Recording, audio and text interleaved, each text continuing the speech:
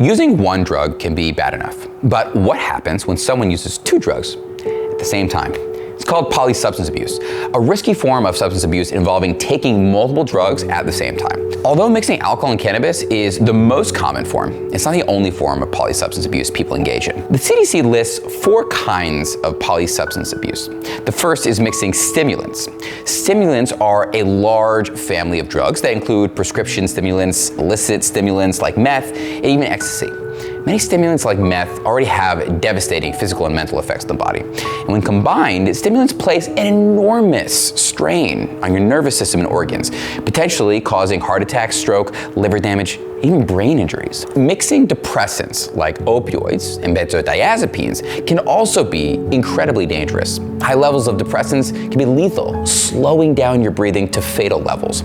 Even if this doesn't kill you, it can cause serious lifelong effects, including brain damage. Mixing stimulants and depressants sounds like they should cancel each other out, but they don't.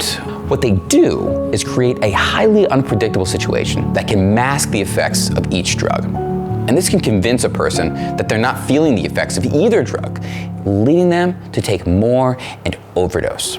Finally, there's mixing alcohol with other drugs. Alcohol itself is a depressant, leading to the dangers we just discussed. Alcohol can also magnify the effects of certain drugs, leading to increased dangers, addiction, and even death. There's other combinations of drugs I haven't touched on, but these examples show why polydrug abuse is dangerous. The good news is polysubstance abuse can be treated in the same way as addiction is, with a few differences. Most people getting treated for addiction start with drug detox. Drug detox is a process where drugs and alcohol are allowed to leave a person's system in a safe and controlled manner. Many drugs on their own can have withdrawal symptoms that are painful, unpleasant, and even medically risky.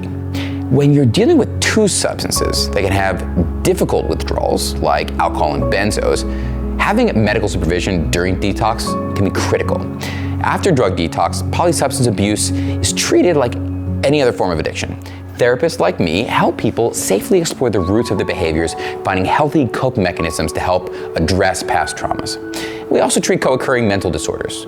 Known as a dual diagnosis, having a disorder like depression or anxiety along with addiction is very common. I get how hopeless drug addiction can seem when you're in the middle of it.